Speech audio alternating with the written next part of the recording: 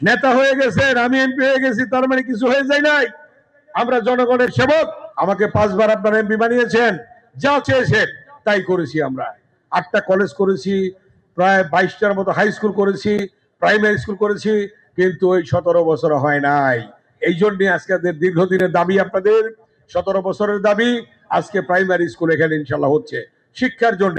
আপনারা জানেন এই সরকার আজকে গত বাজেটে শিক্ষার জন্য সবচেয়ে বড় বাজেট দিয়েছেন, সবচেয়ে বেশি দিয়েছেন, 1,36,000 কোটি টাকা শিক্ষা খাতে বাজেট দিয়েছেন।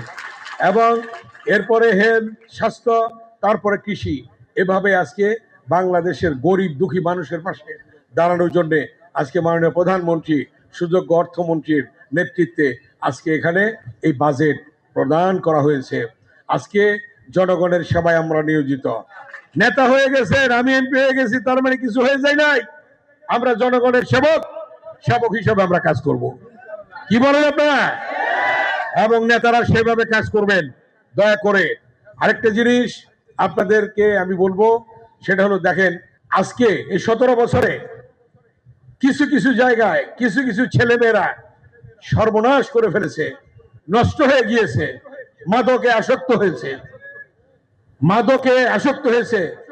আমাদের এখানে ওসি সাহেব আছেন, আমরা বলেছি, মাননীয় প্রধানমন্ত্রী ঘোষণা করেছেন যে কোনো এলাকায় মাদক থাকতে পারবে না, মাদক নির্মূল করতে হবে। আপনাদের প্রতি আমার অনুরোধ, আপনারা মাদক নির্মূল করার জন্য যে মাদক খাবে, যে বিক্রি করবে, তাকে ধরিয়ে দেবেন। আপনারা এই এলাকায় কেউ মাদক বিক্রি করতে পারবে না, খেতেও পারবে না, সেদিকে আপনারা লক্ষ্য রাখবেন। আর আমরা কিছুদিনের মধ্যেই প্রশাসনের নির্দেশনা অনুযায়ী আমরা কমিউনিটি পুলিশ নিয়োগ করা হবে, এবং সেখানে প্রত্যেক ইউনিয়নই কমিউনিটি পুলিশ থাকবে। তারা গোপনের সমস্ত সংবাদ দিয়ে দিবে, এবং ইউনিয়নে থাকবে, ওয়ার্ডে থাকবে, এভাবে আমরা থানায় থাকবে, কমিউনিটি পুলিশ হবে।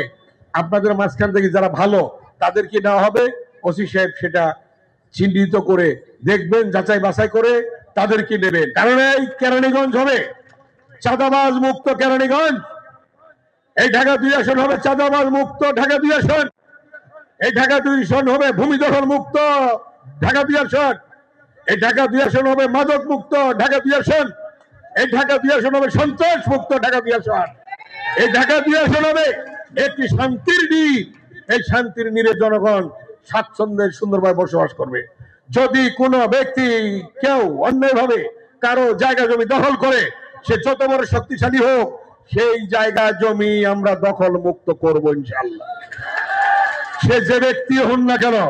অতএব আপনারা চিহ্নিত করেন খাস জায়গা, সরকারি জায়গা কে কে দখল করে আছে, এগুলি চিহ্নিত করবেন, এবং কারো ব্যক্তিগত জায়গা কেউ জোর করে দখল করে আছে সেগুলি চিহ্নিত করেন।